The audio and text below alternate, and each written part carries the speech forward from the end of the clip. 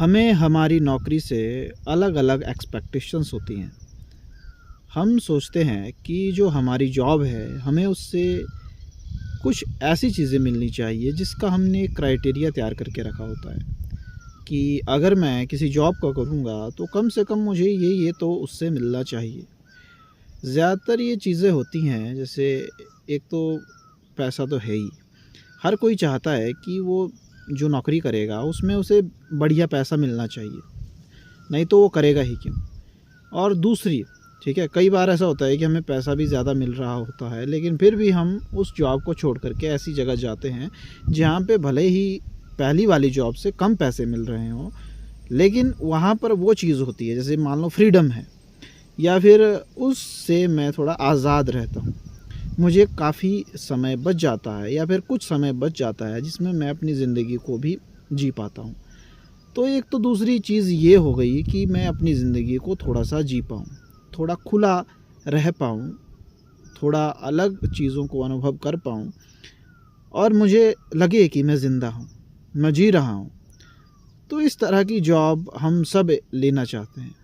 ठीक है। तो अब तक दो चीज़ें निकल कर के आई कि पहला पैसे हों जिससे मेरा गुजारा चल सके और कुछ सेविंग्स भी हो सके,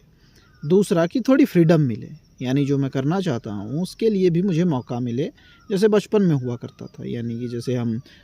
स्कूल जाया करते थे या फिर जो भी काम हम किया करते थे तो उसके अलावा भी कुछ समय बच जाता था, चाहे वो रात को ही क्यों ना हो, जिसमें हम थोड़ा अपने आप को रिलैक्स महसूस करते हैं और लगता है हमें कि हम कुछ कर रहे हैं।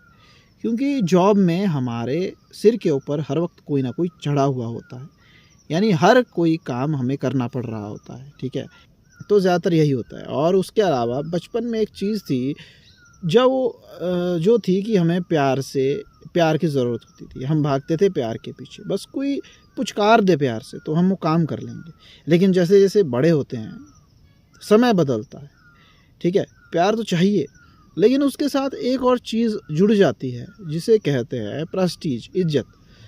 यानी इज्जत चाहिए अब हमें, जिसके लिए हम काम कर रहे हैं, कम से कम वहाँ तो कम थोड़ी सी इज्जत मिले, कोई समझे हमें, ठीक है। समझने का अर्थ ये नहीं है कि वो मेरे मन की बातों को समझने लग जाए सारी, बस वो समझे कि सामने वाला भी इंसान है और इसका भी एक व्यवहार है, इसके पास भी एक ईगो है, ठीक है, जिसे कोई बात नहीं, जिसे मुझे हर्ट नहीं करना चाहिए। तो अगर किसी जॉब में वो चीज़ सेफ बच रही है तो वो जॉब अच्छी कही जा सकती है, ठीक है, तो वो जॉब अच्छी है। लेकिन आजकल के समय में ऐसी चीज़ें मुश्किल से मिलती हैं, ठीक है,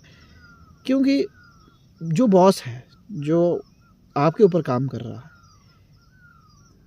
उसने अपना ईगो कुछ इस तरह से बनाया हुआ है कि उसका ईगो तब तक सेटिस्फाई नहीं होगा जब तक कि वो हमें कुछ नहीं कहता। यानी जब तक कि वो अपने नीचे काम कर रहे लोगों के ऊपर कुछ अपनी झाड़ता नहीं, अपने अपने औहदे की शक्ति का प्रयोग करके हमारी जो मजबूरियां हैं उनका प्रयोग, हमारी जो मजबूरियां हैं उनका फ़ायदा उठाते हुए जब तक कि वो मुझे या फिर किसी को भी नीचा ना दिखा देता, तब तक वो शायद खुश नहीं होता है, तब तक उसे नहीं लगता है कि वो कुछ है। अब हो सकता है ये उसकी गलती नहीं है, ये समाज ही कुछ इस तरह का है, क्योंकि ये एक जगह की बात नहीं है। दुनिया में बहुत सारे अलग अलग लोग हैं जो प्यार से बात भी करते हैं, लेकिन ज़रा ध्यान से देखना कि उन लोगों में भी ये चीज़ होती है कि अगर वो भी देखते हैं कि सामने वाला अगर उनके नीचे अपने आप को दबा रहा है, यानी उसे उनकी आंखों में डर दिखाई दे रहा है, तो वो रिलैक्स होता है और प्यार से बात करता है। लेकिन अगर उसे लगता है कि ये मुझसे नहीं डर रहा है या फिर, ठीक है, उसे भी एक इनसिक्योरिटी महसूस होती है, क्योंकि उसने भी ज़िंदगी में शायद झापड़ खाए हैं। झापड़ खाने का मतलब है कि शायद उसने भी कभी इस चीज़ को महसूस किया है और अब वो इनसिक्योर है और जहाँ वो है वो नहीं चाहता कि अब दोबारा से वही घटना रिपीट हो जाए और अब कोई उसके ईगो को हर्ट करे। और ईगो को हर्ट करना यानी कि उसके सुखों में कमी होना, उससे कष्ट महसूस करने देना, और कोई नहीं चाहता कि वो कष्ट महसूस करे, दुख महसूस करे, जैसे कि हम लोग हैं, ठीक है। तो दुनिया में बहुत से कम लोग हैं जो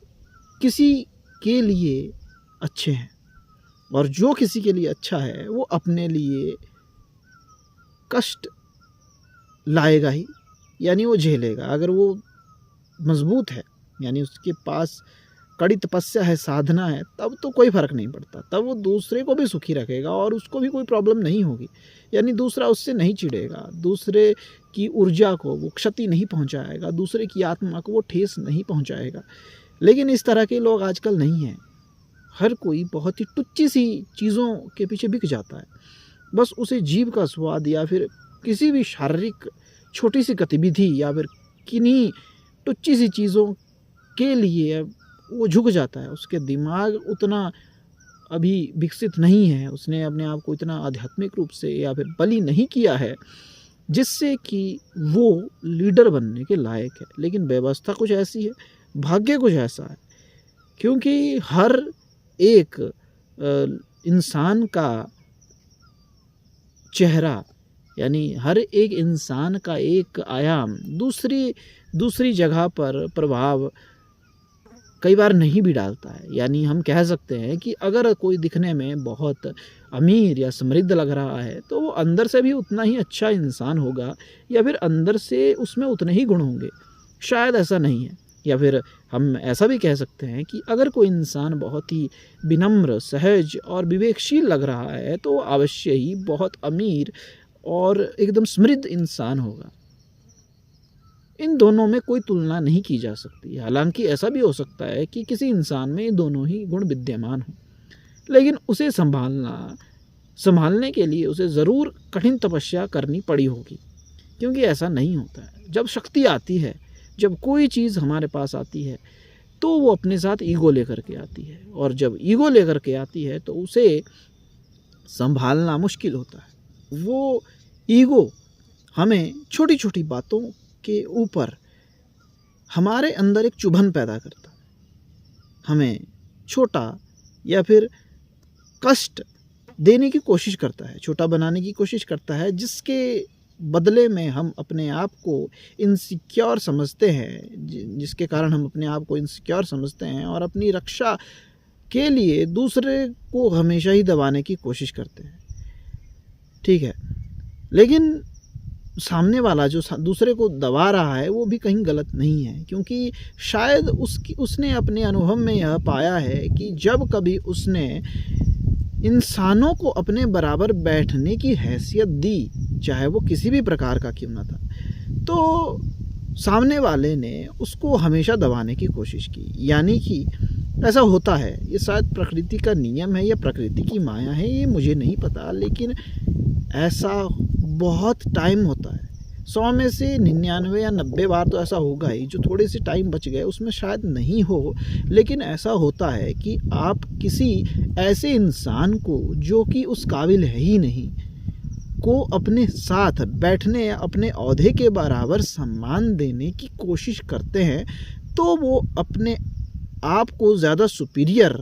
समझने लगता है, क्योंकि उसमें क्षमता है नहीं, उतना सम्मान पाने की क्षमता नहीं होने के कारण अब वो आपको ही खाने की कोशिश करता है। खा नहीं पाएगा वो अलग बात है, लेकिन फिर भी वो आपको बुरा लगाएगा, और जब बुरा लगेगा, ठीक है, तो गड़बड़ होगी। तो इस प्रक्रिया के बार बार दोहराए जाने के बाद एक बार तो इंसान खुद को संभाल ले, चलो कोई बात नहीं, लेकिन इस प्रक्रिया के बार बार दोहराए जाने के बाद जो प्रतिफल निकला, जो ये अंतिम में जो निष्कर्ष निकला, वो यही था कि हमेशा जो बड़े लोग हैं वो दूसरे लोगों को जो काबिल नहीं है, हो सकते हैं कई बार काबिल भी सामने आए, लेकिन वो उन छोटे लोगों को अपने सामने खड़े होने से पहले उन्हें आंकते हैं, जिसे वे अलग अलग तरह से करते हैं। सामने वाला इसमें कई बार अपने आप को छोटा भी महसूस करता है, तो ऐसी घटनाएं होती हैं, उसमें कोई बात नहीं है। अपने आप को सबसे पहले रखा जाए तो मैं समझता हूँ कि ये बेहतर है। अपने आप को सदा बुरा लगाना कोई महान गुण मैं नहीं समझता हूँ। ठीक है, अगर आपको कभी किसी की बातों से बुरा लग जाए